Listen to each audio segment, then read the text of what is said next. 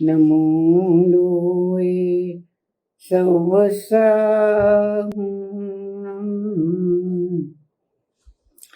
मोक्षमार्गस्य नेतारं वेतारं कर्मभूभृतां ज्ञातारं विश्वतत्त्वानां वन्दे तद्गुणलब्धये त्रैकाल्यं द्रव्यषटकं नवपदसहितं जीवषट्कायलेशा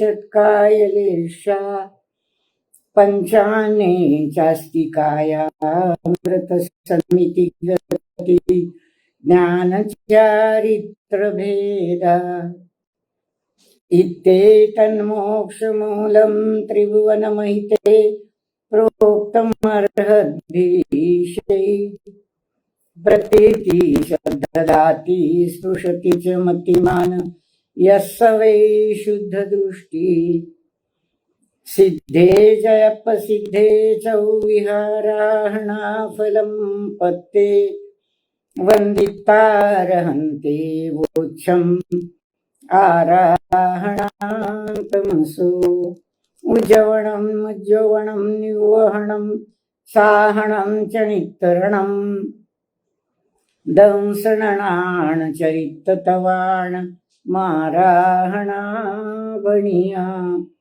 ओंकारं बिन्दुसंयुक्तं नित्यं ध्यायन्ति योगिनः कामदं मोक्षदं चैव ओंकाराय नमो नमः अविरलशब्दगणोग प्रक्षालितसकलभूतलमलकलङ्का मुनिभिरुपासिता तीर्था सरस्वती हरतु नो दूरिताम् अज्ञानतिमिरान्धानां ज्ञानाञ्जनशलाकया चक्षुरुन्मीलितं येन तस्मै श्रीगुरवे नमः श्रीपरमगुरवे नमः परम्पराचार्यगुरवे नमः सकलकलुषविध्वंसकं श्रेयसां परिवर्धकं धर्मसंबंधकं भव्यजीवमनप्रतिबोधकारकमिदं शास्त्रं मूकमाटीनामधेय अस्य मूलग्रन्थकर्तारः श्रीसर्वज्ञदेवः तदुत्तरग्रन्थकर्तारः श्रीगणधरदेवा प्रतिगणधरदेवा तेषां वचोऽनुसारमासाद्यम् आचार्य विद्यासागर जी विरचित ग्रंथमिदं मंगलं भूयात् मंगलं भगवान् वीरो मंगलं गौतमो गणे मंगलं कुंदकुंदाद्यो जैन धर्मोस्तु मंगलम् सर्वमंगलमांगल्यं सर्वकल्याणकारकं प्रधानं सर्वधर्माणां जैनं जयतु शासनं जैनं जयतु शासनं जैनं जयतु शासनम्। आचार्य गुरुवर के चरणों में त्रिवार नमोस्तु, समस्त मुनि संघों के चरणों में त्रिवार नमोस्तु। साधर्मी बहनों और भाइयों, सप्रेम जय जिनेन्द्र। गत रविवार को जो छंद हमने पढ़े थे उस पर 1000 से भी अधिक प्रतिक्रियाएं आई है। इसकी खुशी है, हम उन सबके प्रति आभार व्यक्त करते हैं। कुछ थोड़ा सा उसमें से अंतिम परिच्छेद, अंतिम छंद जो है वो याद करेंगे कि पाषाण की प्रार्थना है कि हम बहुत पाषाण हृदय है, पाषाण ही जीवन रहा है हमारा। हमारे कारण कई ठोकर खा गए, कई पथ छोड़कर चले गए, कितने लहूलुहान हो गए, कितने घाव बन गए। ये पापी पाषाण का उपचार कैसे होगा? इसलिए वह पाषाण प्रार्थना करता है कि इस जीवन में नहीं तो अगले जीवन में मर कर हम मरहम बने। पाषाण उन घावों को सहलाने वाला, ठीक करने वाला मरहम बनना चाहता है, उन पाषाणों पर दवाई लगाना चाहता है ताकि खून से लथपथ किसी को उसमें जख्म न हो। पाषाण की यह प्रार्थना हमारे लिए अनुकरणीय है, ध्यान देने योग्य है। यहां तक हमने गत रविवार को देखा था। अब 175 पृष्ठ पर हम आगे चल रहे हैं। 4 अक्षरों की एक और कविता, मैं दो गला। इससे पहला मात्र यह निकलता है, भाव यह निकलता है कि मैं द्विभाषी हूं। भीतर से कुछ बोलता हूं, बाहर से कुछ और, पय में विष घोलता हूं। अब इसका दूसरा भाव भी सामने आता है, मैं दो गला, छली, धूर्त, मायावी हूं। अज्ञान मान के कारण ही इस छद्म को छुपाता आया हूं। यूं इस कटु सत्य को सब हितैषी तुम स्वीकारो कि अपना हित किसमें है। इस छंद में उस कुंभकार ने, उस शिल्पकार ने उस कुंभ पर एक कविता की पंक्ति लिखी है, मैं दो गला। इसमें से 3 अर्थ निकाले आचार्य श्री ने। पहला अर्थ ये निकाला, पहला भाव ये निकाला कि मैं द्विभाषी हूं, दो गला हूं, यानी मैं द्विभाषी हूं, 2 भाषाएं जानता हूं, बोलता हूं। अब हम द्विभाषी का अर्थ क्या करते हैं? जैसे हमें हिंदी भी आती है, अंग्रेजी भी आती है। ये द्विभाषी का अर्थ यहां नहीं लेना है। यहां द्विभाषी का मतलब आचार्य श्री ने ये बताया है कि मैं भीतर से कुछ बोलता हूं और बाहर से कुछ और कहता हूं। भीतर का भाव अलग होता है और कहने का भाव, बाहर से कुछ कहने का भाव अलग होता है। इसके लिए जो पूजा हम पढ़ते हैं देवशास्त्र गुरु जी की, करनी कुछ की कुछ होती है और कथनी कुछ की कुछ और होती है। मैं बोलता कुछ हूं, कहता कुछ हूं। तो ये जो द्विभाषीपन है, इसका अर्थ क्या हुआ कि मैं अंदर और बाहर समान नहीं हूं। मेरे कथनी और करनी में अंतर पड़ता है। इससे पय में विष बोलता रहता हूं। पय में, मैं दूध में विष बोलता हूं। सत बातों में मैं असत को मिला देता हूं, दूध में विष बोलता हूं। ये एक भाव हुआ। अब इस भाव में, प्रथम भाव में अंदर से सोचना कुछ, भाव करना कुछ और बाहर अभिव्यक्त करना कुछ, ये जो अंतर है, ये पय में, दूध में विष घोलने जैसा क्यों है?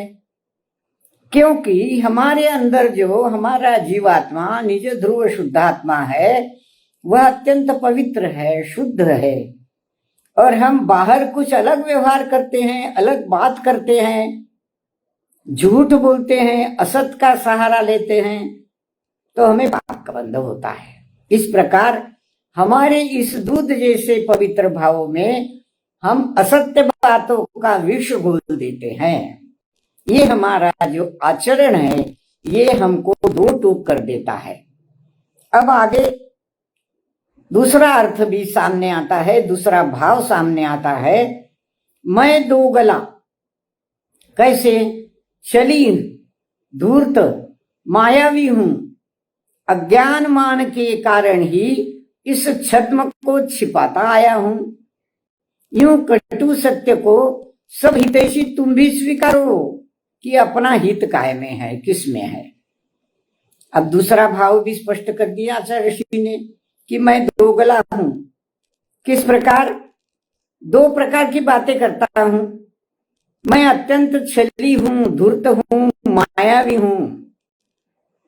माया, मान कषाय से मैं अंदर कुछ सोचता हूं, बाहर कुछ कहता हूं। ये जो छलवाद है, छलना है, अपना अपने से चलना है, यह मेरी धूर्तता है और यह छल ही मायावीपना मुझमें भर देता है। किस कारण? मैं अज्ञान मान के कारण ही इस प्रकार का व्यवहार करता हूं। अंदर से कुछ सोचना, बाहर कुछ कहना, यह जो मायावीपना है वो मेरे अज्ञान के कारण, मेरे मान कषाय के कारण है।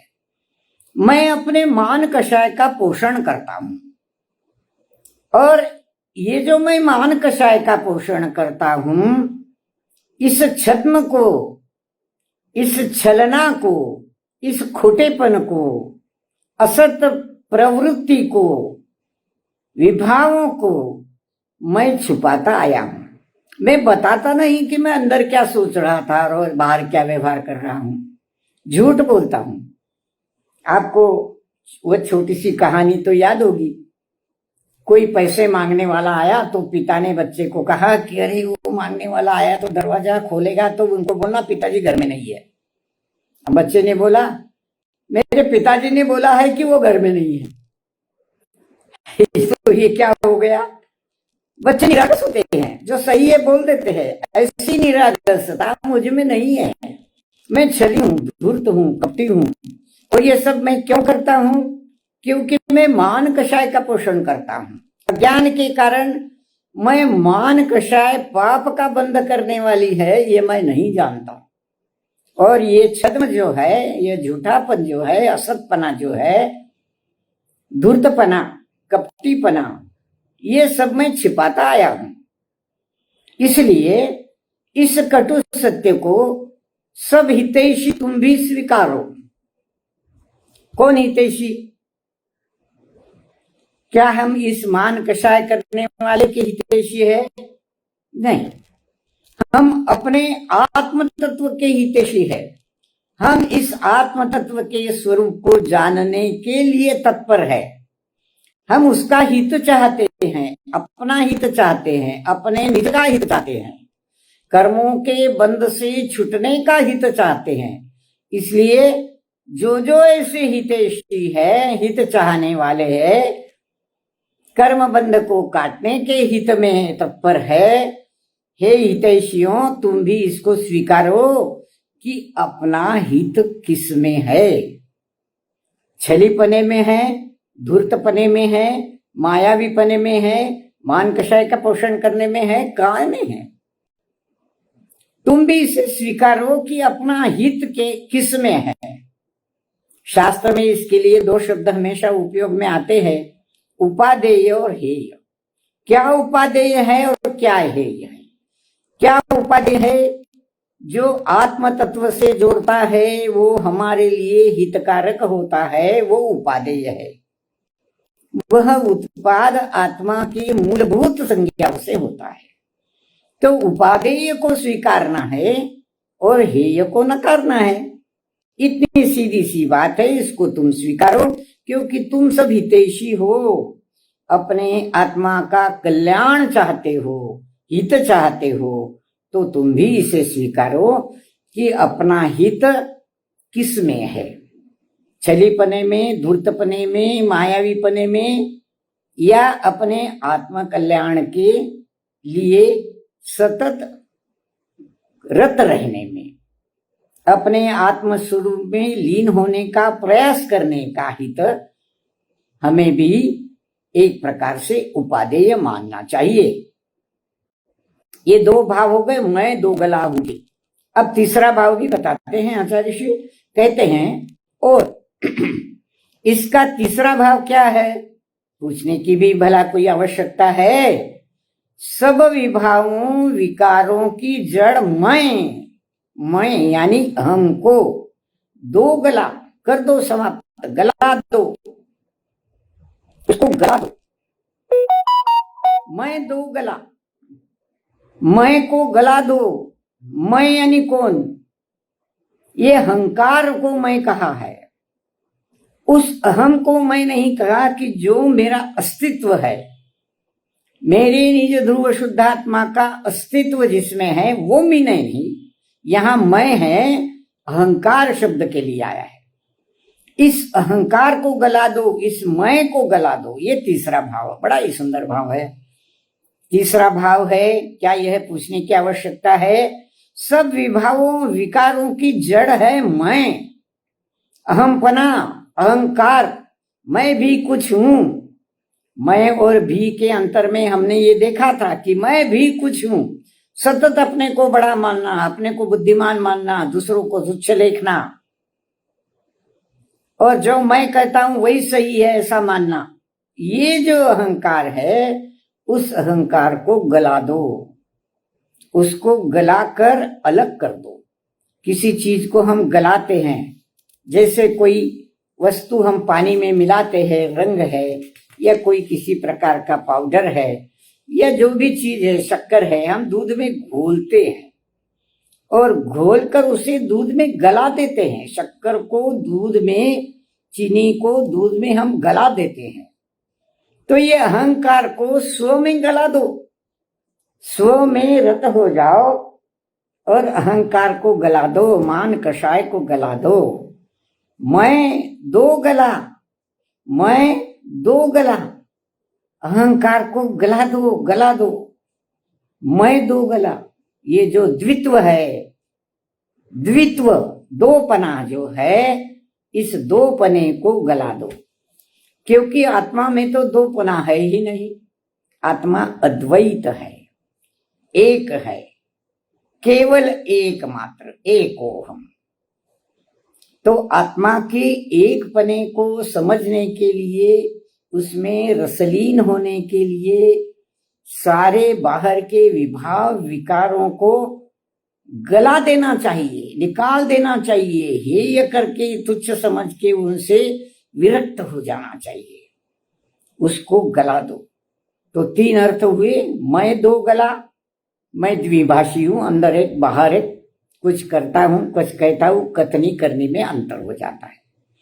दूसरा भाव, मैं छली हूं, कपटी हूं, मायावी हूं, धूर्त हूं, और इस छद्म को, इस खोटेपन को, इस असतपन को मैं लोगों से छिपाता हूं। ये जो मायाचार है, इसको भी गला दो। और तीसरा भाव सबसे उत्तम है, जो हमें अपने आत्मा की तरफ इशारा करता है कि अहंकार को गला दो, स्व में रसलीन हो जाओ, स्व में रसपान करो। ऐसा मैं दो गला। आगे चलते हैं, 176 पेज पर हम चल रहे हैं। इसमें आचार्य श्री का अपना चिंतन भी कुछ देते हैं। आचार्य श्री क्या कहते हैं? कहते हैं, कुंभ में जलीय अंश शेष है अभी। अब कथा का तागा पकड़ लिया। कुंभ में जलीय अंश शेष है अभी, निश्शेष करना है उसे, और तपी हुई खुली धरती पर कुंभ को रखता है कुंभकार। कुंभ का गीलापन मिटाने के लिए कुंभकार उसे तपी खुली धरती पर रखता है, बिना तप के। अब कुंभ को तपी हुई खुली पर रखना और उसके जलीय अंश को शेष करना, खत्म करना, उसे सूखा करना, इसमें आध्यात्म की धारा से कैसे जोड़ा है आचार्य ऋषि ने, बड़े देखने योग्य बात है। बिना तप के जलत्व का, अज्ञान का विलय नहीं हो सकता, और बिना तप के जलत्व का वर्षा का उदय भी नहीं हो सकता। तप के अभाव में ही तपता रहता है अंतर्मन। यह अनल्प संकल्प विकल्पों से, कल्प कालों से विफलता ही हाथ लगी है, विफलता ही विकलता ही साथ चली है। किस विध कहे, किस विध सहे, और किस विध रहे, पूरी बस सफलता की बात मिली है आज तक इस जीवन में। बड़ा गहरा चिंतन है। कहते हैं आचार्य श्री, बिना तप के जलत्व का, अज्ञान का विलय नहीं हो सकता। साधक के जीवन में, साधु के जीवन में अगर ये जलीय तत्व का विलय करना हो तो बिना तप के संभव नहीं। 4 आराधनाओं में तप एक आराधना है। तब क्या है, अज्ञान का विलय करने के लिए जो अपने आत्मा में प्रतपन करता है, वो तप, धूप में खड़े होना, खड़े होकर जपना या माला जपना या इस प्रकार के कोई उपवास वगैरह करना, ये तप नहीं। इसको तपस्या हम तो व्यवहार से कह देते हैं भले ही कि उसने इतनी तपस्या की, इतने उपवास किए, तपस्या का पालना किया, ऐसे वैसे। ये तपस्या तो बाहरी तपस्या है, सारी शरीर के लिए की गई है। सही तपस्या क्या है, जलीय अज्ञान को विलय करना है, अज्ञान का विलय करना है। जलीय तत्व, ये अज्ञान जलीय तत्व है, जल यानी गीला, ये हमें विभावों विकल्पों में गीला कर देता है। जैसे हमेशा वही याद आती है कि भावों में जब आदमी बह जाता है तो रोने लगता है, रोना आ जाता है। जैसे बेटी ससुराल जा रही, रोने लगती है, माँ भी रोने लगती है, गीलापन महसूस करती है। काय का गीलापन है ये?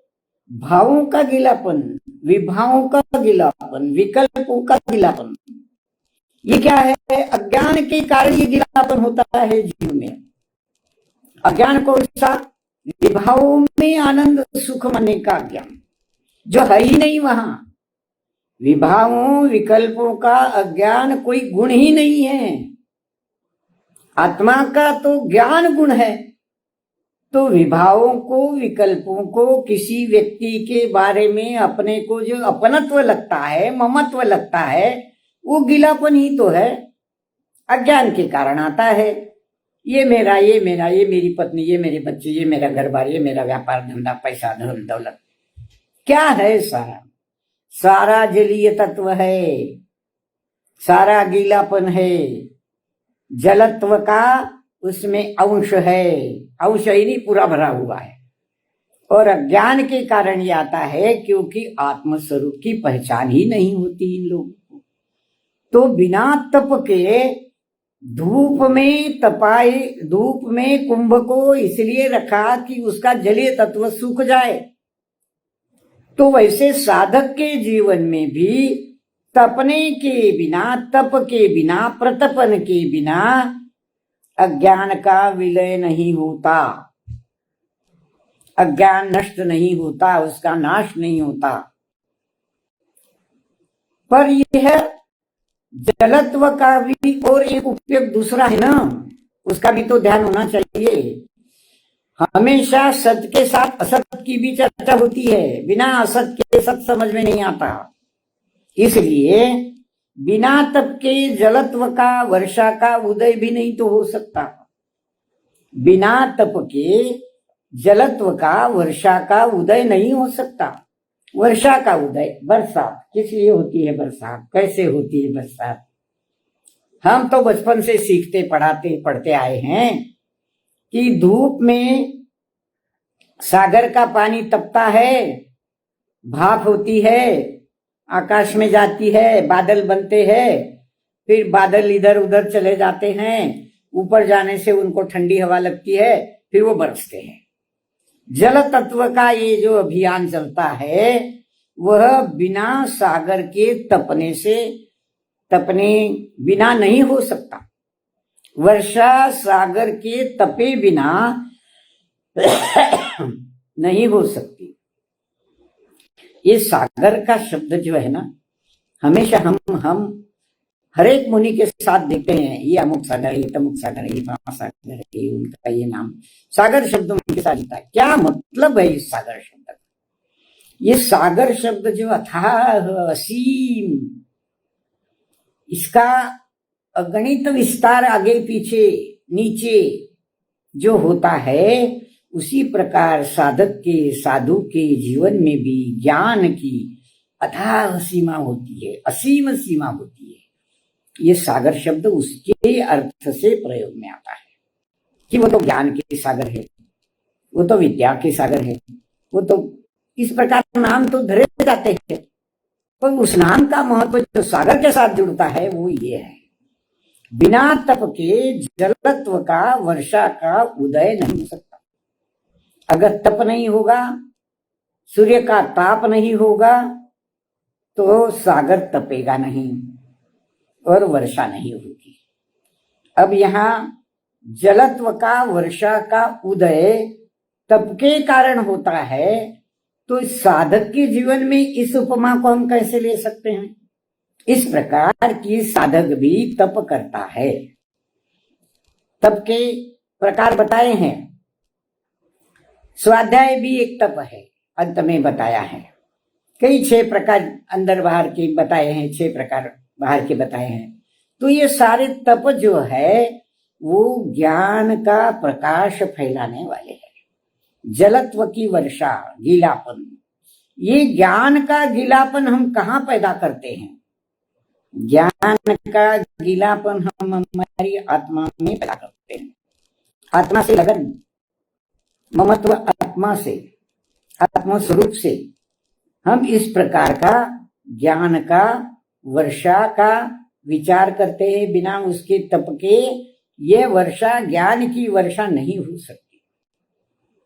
चाहे गुरु चरण में बैठो, चाहे ग्रंथ से पढ़ो, चाहे अपने आप से आत्मा संयम से करो, जो भी जिस प्रकार करना है उस प्रकार से ज्ञान की प्राप्ति अगर करना है, तो इस जलत्व का, इस वर्षा का उदय करने के लिए, उदय होने के लिए, ज्ञान की बरसात होने के लिए, सीधे शब्दों में अगर कहे तो तप का होना जरूरी है। और ये तप तपे बिना प्राप्त नहीं होता। बहिरंग तप, अंतरंग तप, तपते रहो। साधक के जीवन में तप का महत्व समझाया है। और तप के अभाव में ही तपता रहता है अंतर्मन। यह तप के अभाव में जो साधक ज्ञान के लिए तप की आराधना नहीं करता,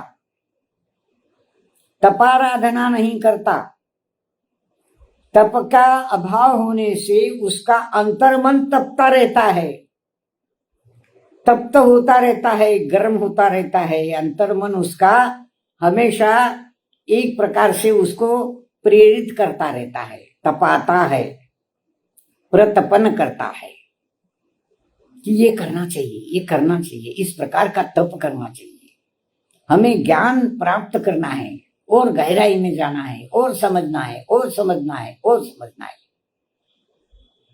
गुरु चरणों में बैठकर उनके उपदेशों से समझना है, ग्रंथ पढ़कर वहां से समझना है।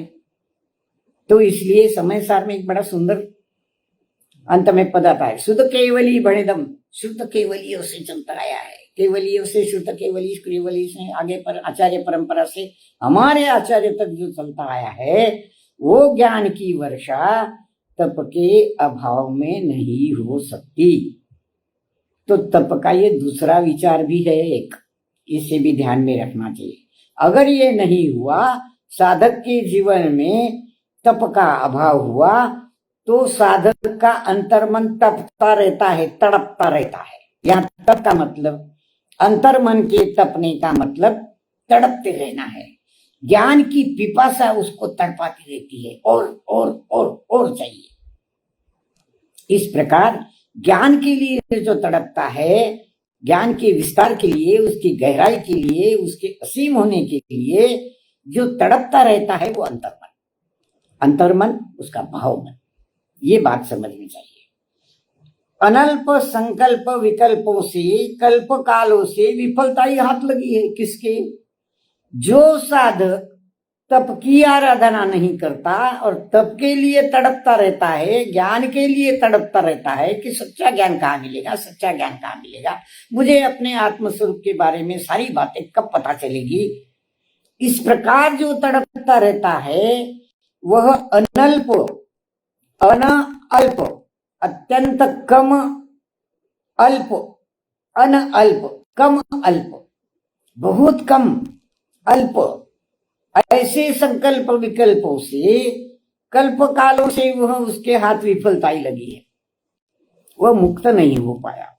संसार की जन्म मरण के चक्र से वो मुक्त नहीं हो पाया, विफलता ही उसके हाथ लगी। क्यों? तप का अभाव।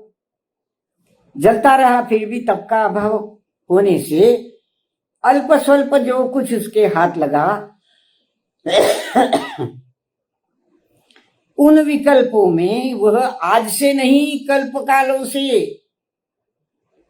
विफलता ही उसके हाथ लगी है। कौन सी विफलता? वो मुक्त नहीं हो पाया इस संसार के जन्म मरण के चक्र से, कली काल से, कल्प कालों से वह मुक्त नहीं हो पाया। कल्प काल की व्याख्या एक बार आई थी कि उत्सर्पिणी अवसर्पिणी काल को मिलाकर जो काल की लंबाई है उसे कल्प काल कहते हैं। तो ऐसे कल्प काल से वो प्रयत्न करता रहा, जलता रहा, तप करता रहा, परंतु मुक्ति सिद्धत्व उसे प्राप्त नहीं हुआ अभी तक। विफलता ही हाथ लगी है। फिर बार बार जन्म लेता है, चारों गतियों में घूमता रहता है, क्योंकि पूरा ज्ञान उसे किसी भी प्रकार से मिला ही नहीं। सच्चा तप उसने तपा ही नहीं। और विफलता के साथ विकलता भी साथ चलती है। अकुलता, विकलता वो भी साथ में चलती है उसके। जब किसी कार्य में हमको सफलता नहीं मिलती, विफलता हाथ लगती है, तो विकलता भी उसके साथ में चलती। आकुलता, कोई चीज नहीं मिलती तब उसके लिए आकुल व्याकुल हो जाते हैं। जब तक वो न मिले हमारे जीव को चैन नहीं, शांति नहीं। तो क्या कोई साधक इस प्रकार की अशांति, विकलता, विफलता अंतर मन में, भाव मन में कभी उसको छलती भी है? उसने सोचा भी है इसके बारे में?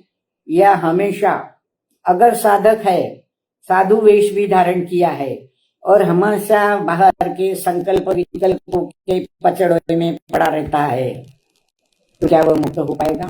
कभी नहीं हो सकता। विफलता उसके हाथ लगेगी और वो आकुलता से ही भरा रहेगा।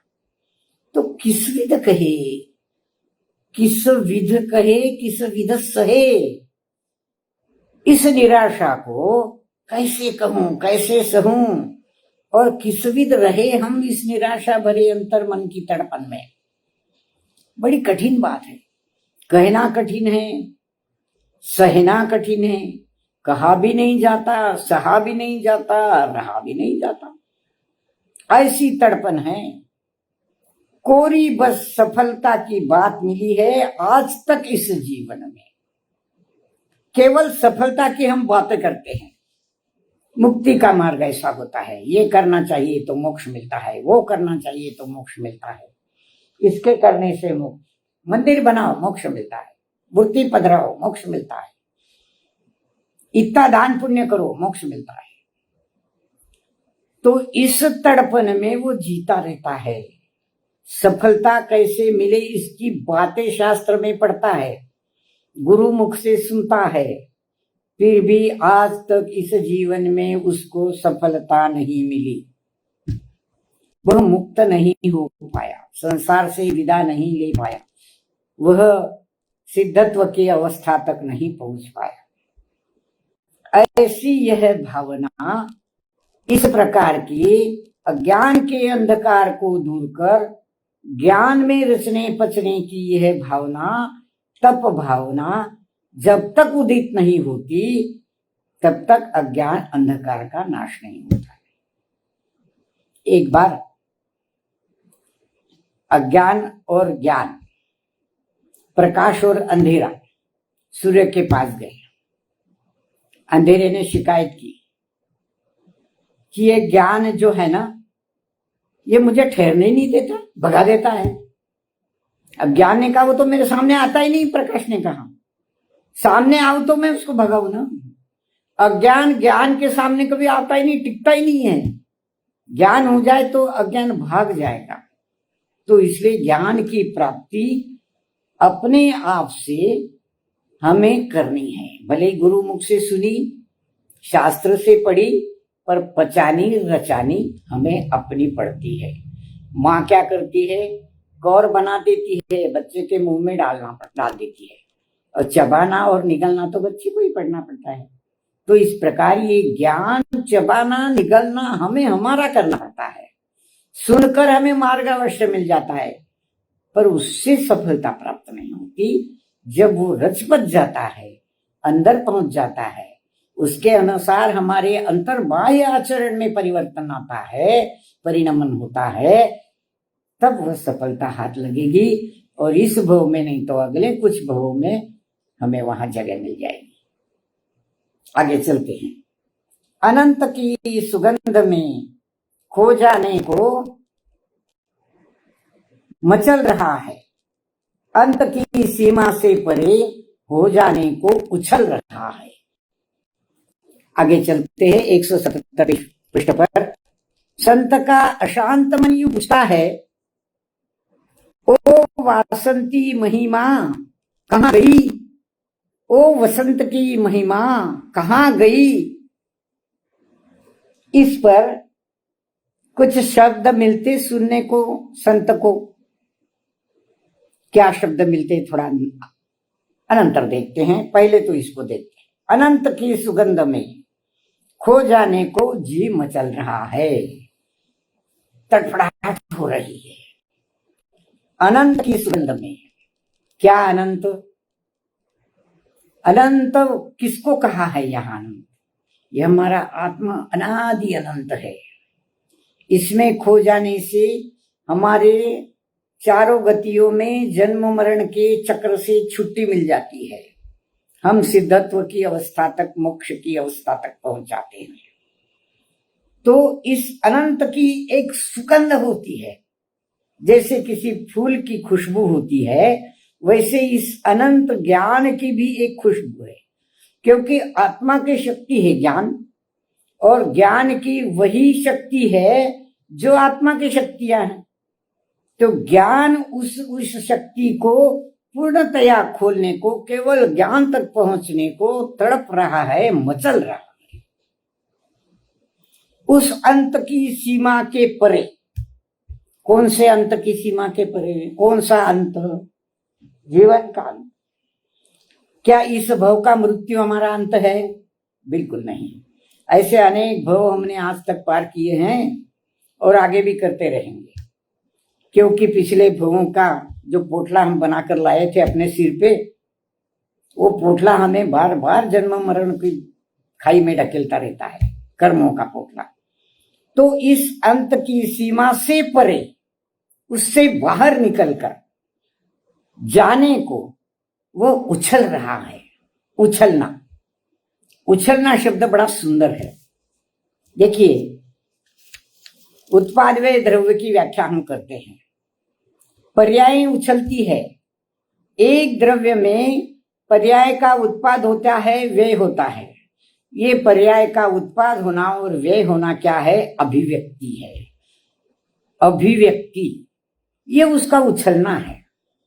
तो आत्मा की ज्ञान शक्ति भी इसी प्रकार अभिव्यक्त होने के लिए उछल रही है। हर पर्याय दर पर्याय वह आत्म स्वरूप की ज्ञान को प्राप्त करने को उछल रहा है, मचल रहा है। शब्दों का लालित्य देखिए आप। उछल रहा है, मचल रहा है। छोटा बच्चा, उसको जो खिलौना चाहिए वो जब तक न मिले उछलता रहता है, मचलता रहता है, रोता रहता है, तड़पता रहता है। उसी प्रकार साधक का जीवात्मा भी उस ज्ञान की प्राप्ति के लिए, उस मोक्ष मार्ग को पाने के लिए, वहां तक पहुंचने के लिए मचलता है, उछलता रहता है। पर्याय दर पर्याय वो अपने को, सारे कर्मों को जलाने का भाव करता है। संत का मन बड़ा अशांत है। यूं पूछता है संत का अशांत मन। कौन से संत? सब संत नहीं। आचार्य श्री के बारे में कहा है कि इस संत का मन, आचार्य श्री के संत का मन एक पूछते है बात। संत का मन किससे पूछता है? महिमा को। मही धरती, महिमा को पूछता है। उसका अशांत मन इस धरती मां को पूछता है। आरंभ को याद करिए।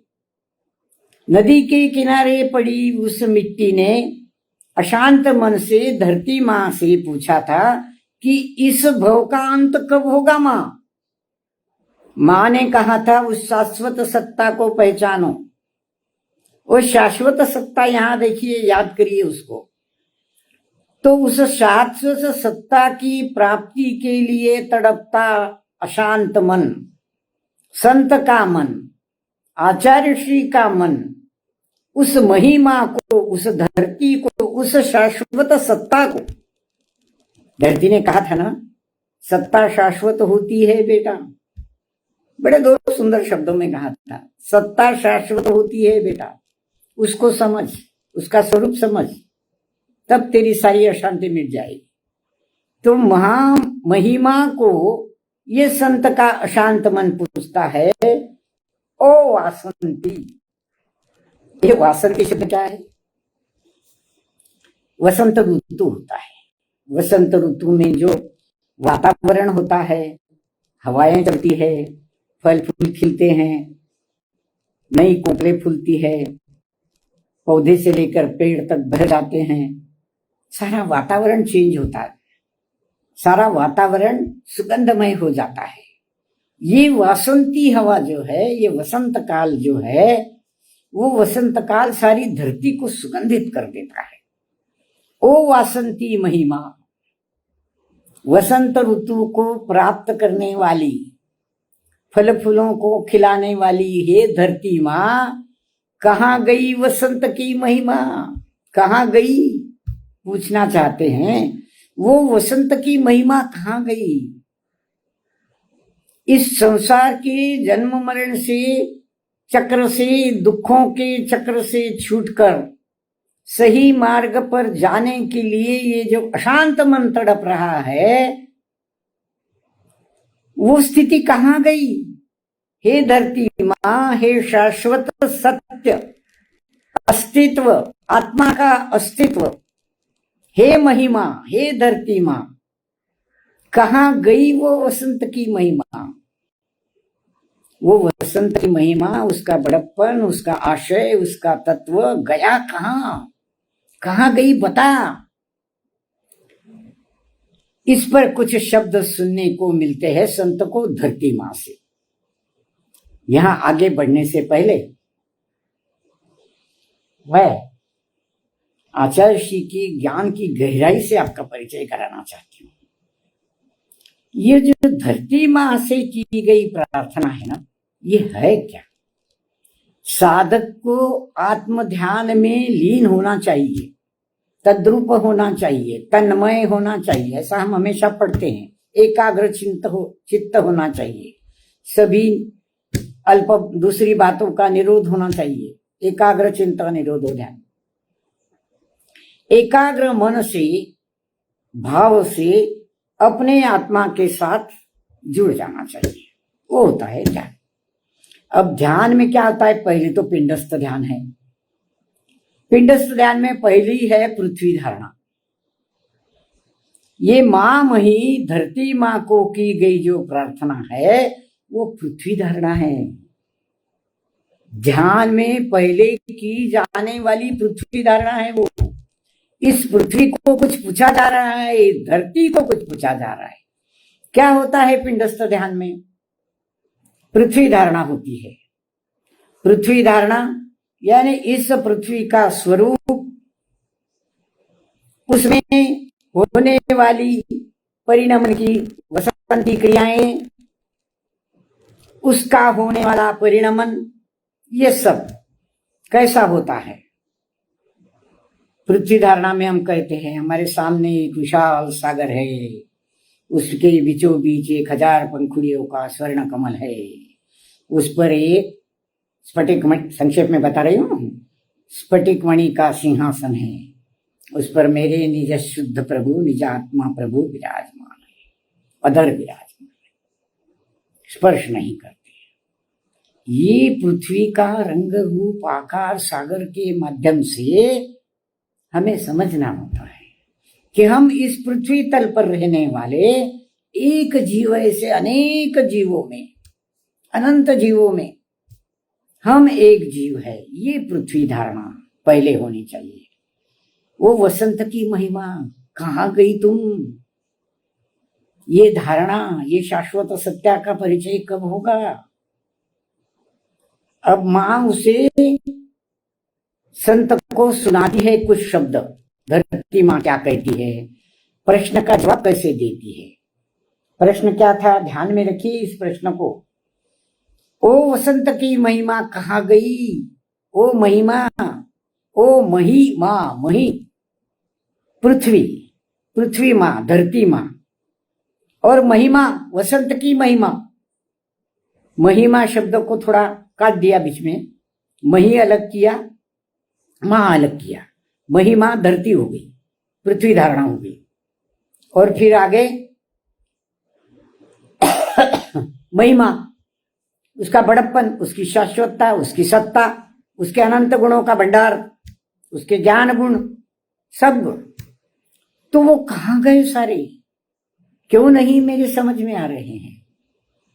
प्रश्नकर्ता का प्रश्न ये है कि वो वसंत की महिमा मेरे समझ में क्यों नहीं आ रही है, कहां गई वो? हे धरती मां, मुझे बताओ। ये पृथ्वी धारणा हो रही है, पिंडस्थ ध्यान हो रहा है। पिंड क्या होता है? पिंड शरीर होता है, मेरा शरीर, मैं एक जीव, इस शरीर में, मनुष्य भाव में, इसको धारण करके इस धरती पर अनंत जीवों में से एक जीव हूं। यह धारणा, पृथ्वी धारणा में आरंभ यहां से होता है, पिंडस्थ ध्यान में। आगे चलते हैं। अब धरती मां क्या जवाब देती है? बड़ा लंबा चौड़ा जवाब है, बहुत ध्यान से सुनने योग्य बातें, बड़ी सुंदर बातें हैं इसमें। वसंत का अंत हो चुका है, वसंत का अंत हो चुका है, अनंत में शांत खो चुका है, उसकी देह का अंतिम दाह संस्कार होना है। निदाघ आहूत था सो आगत है, प्रभाकर का प्रचंड रूप है, चिलचिलाती धूप है, बाहर भीतर दाएं बाएं आगे पीछे ऊपर नीचे धक धक धक लपट चल रही है, बस बरस रही है केवल तपन तपन तपन। ये सारा ग्रीष्म ऋतु का वर्णन है। वसंत का अंत हो चुका है, अब ग्रीष्म आया है। ग्रीष्म में क्या होता है? गर्मी होती है, तप धूप बढ़ती है। वसंत का अंत हो चुका है, वह अनंत में शांत खो चुका है, शांत खो चुका है। शांत जो कहीं तो भी बीच में से ये आरंभ हो गया था, वो शांत, जिसका कभी न कभी अंत भी होने वाला है। वसंत शांत में खो चुका है, मर गया, अनंत में खो चुका, वो अनंत में समा गया, इसलिए वो मर गया। वसंत मर गया, उसका अंत हो चुका। अब ग्रीष्म आया है और उसकी देह का अंतिम संस्कार होना है। किसकी देह का? वसंत की देह का। वसंत की अपनी देह में क्या होता है? जैसे बताया कि फूल फल खिल जाते हैं, सृष्टि हरी भरी हो जाती है, सुगंधित हो जाती है, अच्छा लगता है। वसंत ऋतु में हवाएं अच्छी चलती है, आदमी मजे से सुख का अनुभव करता है।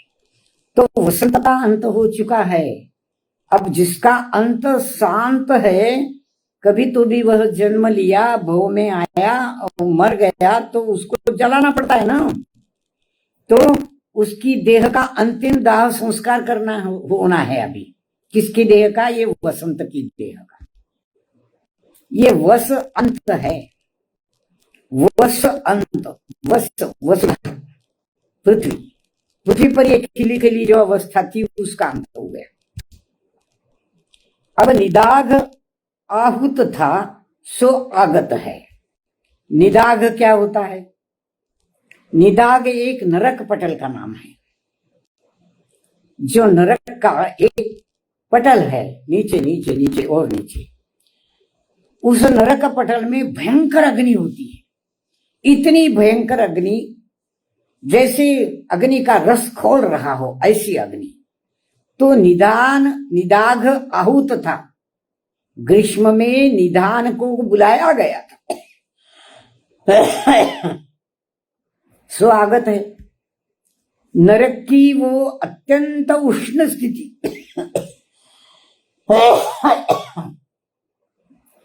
निदाग नरक पटल की जो अत्यंत उष्ण स्थिति थी उसको बुलाया गया था, बुलाया गया है ग्रीष्म में, आ गया। निदाग की स्थिति आ गई, वो नरक पटल की अत्यंत उष्ण स्थिति आ गई। क्या हुआ उसका परिणाम? प्रभाकर का प्रचंड रूप, सूर्य का, चिलचिलाती धूप, बाहर भीतर दाएं बाएं आगे पीछे नीचे ऊपर दहक दहक करती लपट चल रही है।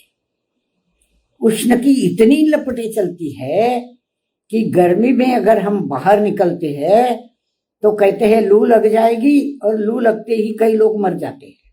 इतनी गर्मी, इतनी भयंकर उष्णता। तो निदाग को बुलाया गया, नरक पटल को, उसकी उष्णता को बुलाया गया। सूर्य की प्रचंड प्रभाकर, सूर्य प्रचंड रूप उसका, चिलचिलाती धूप में सख्त धूप अंदर सतर। और क्या हुआ? उस धूप की लपटें चल रही है, गर्म हवाएं चल रही है, बरस रही है जैसे। क्या शब्दों का जाल है देखिए। पूरा ग्रीष्म, पूरी उष्णता, उष्मा का काल निकला होता है। वो बरसता है, जैसे वर्षा बरसती है वैसा उष्मा भी बरसता है। और क्या चल रहा है? केवल तपन तपन तपन, जिधर देखो उधर तपन। दशा बदल गई है, दश दिशाओं की। धरा का उदार तरहुर और उधर ये गुरु दरार बन गए हैं, जिनमें प्रवेश पाती है आग गलती हवाएं, ये अपना परिचय देती सी रसातल गत उबलते लावा को। धरती पर उसका क्या परिणाम होता है? उसकी दशा बदल जाती है, उसकी दश दिशाओं की दिशा भी बदल जाती है। सब गरम गरम गरम, जिधर उधर इतनी उष्णता। धरा का उदारतर उर, धरती का उदार उर जो सबको जगह देता है, ऐसा उदार उसका सीना। धरती का उर, उसका सीना उदार है, कोई भी आए वहां जगह पाए। वृक्ष आए, जीव आए, जंतु आए, जल आए, सागर आए, नदियां आए, पहाड़ आए, जो भी आए सबको जगह है। उदार तरुर है धरती का। वह धरती का उदार तरुर, उसमें भी गुरु दरार दार दर बने हैं। र र र र कितनी बार आया देखो। गुरु दरार दार बने हैं, धरती का उर भी फट गया है। आप गर्मी में अगर खेतों को, सूखे खेतों को देखेंगे तो उसमें बड़ी बड़ी दरारें पड़ी आपको दिखती है, कहीं घास नहीं नजर आती। जानवर उस घास के लिए इधर उधर भटकते दिखते हैं। किसान भी आकाश की ओर देखता है कब वर्षा होगी, कब वर्षा होगी, कब ये दरारें मिटेगी। धरती के उर में दरारें पड़ जाती है, इतनी उष्णता। जिसका उर, सीना इतना उदार है कि सबको जगह मिलती है वहां, चाहे गर्मी हो, चाहे उष्णता हो, चाहे बरसता पानी हो, जलमय हो जाए सारा, पर सबको जगह, किसी को मना नहीं करती। ऐसा उसका उदारतर उर भी दरारदार बना है। गुरु दरारदार, गुरु यानी बड़ी बड़ी दरारें पड़ गई उसमें। और उन दरारों में से, उन छेदों में से आग उगलती हवाएं अंदर प्रवेश करती है। धरती के पेट में गर्म हवाएं प्रवेश करती है और अपना परिचय देती है। कैसे परिचय देती है? रसातल गत उबलते लावा की। लावा को वो उबलते लावा को जैसे बुला रही है, अंदर से इतनी गर्म वो निकलती है, भाप निकलती है कि जमीन पर ऐसे पांव नहीं धरे जाते, फोड़े आ जाते हैं। तो इतनी गर्म रसातल गत, रसातल को जाने वाली, गत उसमें घुसने वाली, उबलते लावा सी। लावा क्या होता है? जो ज्वालामुखी से रस पड़ता है ना बाहर, उसको लावा बोलते हैं। वो लावा एक प्रकार का गर्म रस है। जापान में बहुत लावा फूटता है। कई उदाहरण है ऐसे इतिहास के, उनके जापान के इतिहास में कि लावा ऐसे फूटते हैं और शहर की शहर उस लावा में जल जाते हैं, इतनी गर्म। उबलती हुई अग्नि का रस कैसा होता है। हम देखते हैं लोहा जब तपाया जाता है, उसका रस बनाया जाता है, तो वह कैसा, कितना अग्नि उष्णतामय होता है। तो उस लावा की, उबलती लावा को, रसातल ले जाने वाले उबलती लावा को वो परिचय देता है। यहां जल रही है केवल तपन तपन तपन, यहां तपन जल रही है केवल। नील नीर की झील, नील नीर की झील, नाली नदियां ये अनंत सलिला भी अंतसलिला हो गई है, अंतसलिला हुई है। इसका विलोम परिणमन हुआ है, यानी नदी दीन हो गई है, जल से विहीन हो गई है। दीनता का अनुभव करती है नदी, और नाली लीना हो गई है, लीना हुई जा रही है धरती में लज्जा के कारण। यहां चल रही है केवल तपन तपन तपन। ये उष्णता जो है, ये उष्मा जो है, ये ग्रीष्मा जो है, इसका नदियों पर, नालों पर क्या असर होता है? नील नीर की झील, झील पर, तालाबों पर, जलाशयों पर, नाली नदियों पर क्या असर होता है? ये अनंत सलिला है। सलिल जल को कहते हैं। अनंत सलिला होकर भी ये अंतसलिला हो जाती है, उनमें कोई जल नहीं बचता, वे सूख जाती है। उनके अंदर की, जलाशय के अंदर की जमीन तक दिखने लग जाती है, नाली सूख जाती है, नदी सूख जाती है। इसका अंतसलिला, उनका अंत हो गया है, बिना जल की हो गई है, वे जल सारा सूख गया है। इसका विलोम परिणमन, शब्द को उल्टा पलटा करना, विलोम परिणमन क्या होता है? नदी दीन बन जाती है, नदी दीन बन जाती है। दीन बनना ये बहुत ही शुष्क हो जाना, बिल्कुल जो भिखारी होते हैं, दीन होते हैं, गरीब दुबले, हम उन्हें दीन कहते हैं, यानी हीनता का प्रदर्शन होता है इसमें। नदी दीन हो जाती है, जल से विहीन हो जाती है। दीन हीन हीन विहीन, दीनता का अनुभव करती है नदी। और नालों की क्या स्थिति होती है? नाली लीना, नाली, नालियां, जल के छोटे मोटे स्रोत, प्रवाह लीन हो जाते हैं, नदी में डूब जाते हैं, धरती में डूब जाते हैं, लीन हो गए, उसमें उसमें खो गए। नाली लीना हो गई, नदी दीन हो गई। लीना हुई जा रही धरती में नाली लीना हो गई, और लज्जा के कारण शर्म आती है, क्या करे, जल ही नहीं रहा। शर्म आती है नदी को, नाली को, नाले को, जलाशयों को, और वे धरती में लज्जा के कारण डूब जाती है, धरती में अपना मुंह छिपा लेती है। और यहां चल रही है केवल तपन तपन तपन, सारी ओर तपन का राज्य है। तो यहां तक हम थोड़ा सा विराम लेंगे, अगले रविवार को आगे चलेंगे। अभी ये तपन का जो विचार है आचार्य श्री के चिंतन में, वो बहुत आगे चलने वाला है। यहां हमने थोड़ा सा एक पृथ्वी धारणा का विषय देखा, पिंडस्थ देखा हमने। अभी यहां जो तपन का वर्णन हो रहा है, वह तप का वर्णन है। तप, इस तप के कारण अग्नि धारणा का आगे का, पृथ्वी धारणा के बाद अग्नि धारणा। अग्नि धारणा में शरीर में अग्निवाचक र लिखा जाता है, और नाभि के ऊपर जो अग्नि कुंड है उसमें अग्नि जलाई जाती है, जलती जाती है, और ज्वालाएं धधकती हुई सारे शरीर में फैल जाती है, आत्म प्रदेश में फैल जाती है। और जब इस प्रकार की ज्वालाएं सारे आत्म प्रदेश में फैल जाती है तो उसमें कर्म जलने लगते हैं। यह है अग्नि धारणा। उसमें कर्म जलने लगते हैं, कार्बन शरीर की राख बनती जाती है। तो ये अग्नि धारणा है। पृथ्वी धारणा हुई, अग्नि धारणा हुई।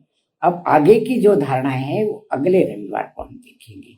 ये केवल तपन तपन का ही उदाहरण नहीं है, इसके अंदर जो अध्यात्म छिपा है, ध्यान धारणा का विषय जो छिपा है वो बड़ा गहन है। मैंने तो अनुभूत किया है इस विषय को। अगर गलत हो तो आचार्य श्री मुझे क्षमा करे, गुरुवर सारे गुरुवर मुझे क्षमा करे, आप बहन भाई भी मुझे क्षमा करे। और यहाँ हम विराम लेते हैं। आचार्य श्री के चरणों में त्रिवार नमोस्तु नमोस्तु नमोस्तु। गुरुवरों के चरणों में नमोस्तु नमोस्तु नमोस्तु। और हुई गलती के लिए बार बार क्षमा याचना। से सूझे दुकालो सोवाणी मस्तक नमो सदा देत। सभी को जय जिनेन्द्र।